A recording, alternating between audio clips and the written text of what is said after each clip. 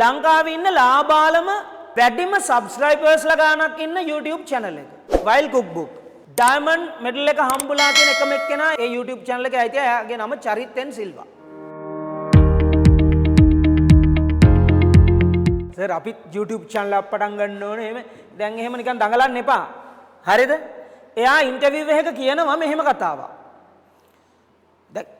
10 million subscribers ලා 10 million මාසික ආදායම $50,000 minimum $50,000 50,000 වැඩි කරන්න 300න් මාසික ආදායම එන රුපියල් වලින් නයිට් එකේ කෝස් එකක් කරලා මේ ෂෙෆ් ඒ කියන්නේ කෑම උයනක පිළිබඳව ඒක උයනක පිළිබඳව කෝස් එක කරාට පස්සේ මෙයාට මේ ට්‍රේනින් දාලා තියෙනවා සිට්‍රස් වස්කඩුව හරිද එතෙන්ට දැම්මට පස්සේ පළවෙනි දවසේ මෙයාට කියලා තියෙන්නේ මේස ක්ලීන් කරන්න හරිද කුස්සිය අතු ගන්න භාජන හොදන්න පළවෙනි දවසේ මෙයා ඒ ටික ඔක්කොම කරලා අඬ ඉන්න තැනක් නැහැ එයාලයි තාත්තට කෝල් කරලා කියන මට මේ ජොබ් එක කරන්න බෑ මේක හරි මේ මට බෑ ආයි ගෙදර එන්න ඕන කියලා මූ සෙල්ලම් කර ඉඳලා ඩ්‍රයිල් යන්නේ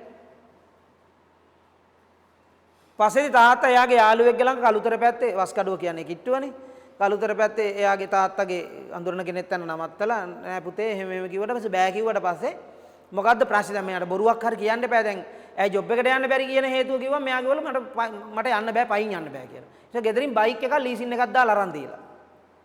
දැන් බයික් එකකුත් අරන් දුන්නා යන ප්‍රශ්න ඉවරයිනේ. මම දැන් වැඩට යනවා. එහෙම ගිහිල්ලා YouTube channel එක පටන් ගන්න තියෙන කොරෝනා කාලේ. ඒකේ මට මතක විදියට එයා කිව්වා මේ එයාගේ තියෙන විශේෂත්වය තමයි I told you who are the entrepreneurs these are the two skills of having entrepreneurs should have risk taking ability and innovations මෙයා කියනවා ගොඩක් YouTube channel වල කොහොමද කරන්නේ ඔව් අපි අද කතා කරන්න යන්නේ අලුත් කෑමක් හදන එක පිළිබඳව ඉතින් ඔන්න ඔයාලා සූදානම් කරගන්න වගේ එහෙම කියනවනේ මූ වචනයක්වත් කතා කරන්නේ නැහැ වීඩියෝස් දානවා ගොඩාක් තියෙන මම 406ක්ද කොහෙද වීඩියෝස් තියලා තියෙනවා කළා තියෙන වීඩියෝස් 406ට තමයි 10 මිලියන් සබ්ස්ක්‍රයිබර්ස් ලැබිලා තියෙන්නේ. ලාබාලම ලෝකේ ඉන්න 10 මිලියන්ස් කියන්නේ ලංකාවට විතරක් නෙමෙයි. ලංකාවේ ටුවරිසම් හදනව නම් ඔන්න මේ වෙනකොට එක කෝල් එකක්වත් ගවර්න්මන්ට් එකෙන් ඇවිල්ලා නැහැ මෙයාගෙන් වැඩක් ගන්න. මෙයා කියනවා ලංකාවේ ටුවරිසම් වලට මට කතා කරොත් මම අනිවාර්යෙන් මගේ උදව්ව දෙනවා කියලා. ඉතින් 10 මිලියන් සබ්ස්ක්‍රයිබර්ස්ලා ඉන්න කෙනෙක් කියන්නේ ලෝකේ ප්‍රසිද්ධ මිනිස්සෙක්නේ. ලංකාවේ විතරක් නෙවෙයිනේ. බ්‍රෑන්ඩින් මං කියන්නේ. එයා ඉන්ටර්විව් එකේදී කියනවා ආපහු හැරිලා බැලුවාම ඔයා මං හිතන්නේ දුව බලලා තියෙනවා. බැලුවනේ?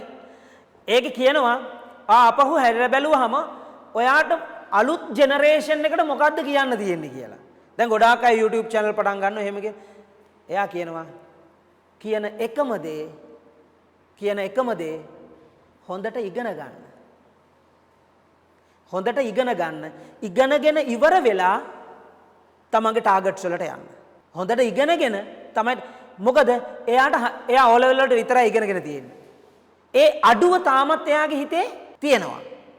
ආපහු හැරෙ බැලුවොත් හදාගන්න පුළුවන් තැන් මොනවද කියලා හොත් එයාගෙන මං හදාගන්න එකම තැන මට හරියට ඉගෙන ගන්න බැරි වුණා. මං හරි এডুকেෂන් එකක් ගන්නවා. අනික ඉංග්‍රීසි ලැන්ග්වේජ් එක. මොකද එයා දැන් වර්ල්ඩ් බ්‍රෑන්ඩ් ගන්න. ලෝකයේත් එක්ක ගනුදෙනු කරනකොට සිංහලෙන් කතා කරන ලෝකේ එකම රට ලංකාව. හරිද? ඉතින් සිංහලෙන් කතා කරන් ෆොරිනර්ස්ලා දුවනවා. ඒ නිසා ලැන්ග්වේජ් and এডুকেෂන්. ඉතින් ඔයාලට ලැන්ග්වේජ් එක හොඳට පුළුවන් ඉංග්‍රීසි. 2020 පටන් ගන්න එක 10 මිලියන් සබ්ස්ක්‍රයිබර්ස්ලා එන්න දැන් 2025 කොහොමද?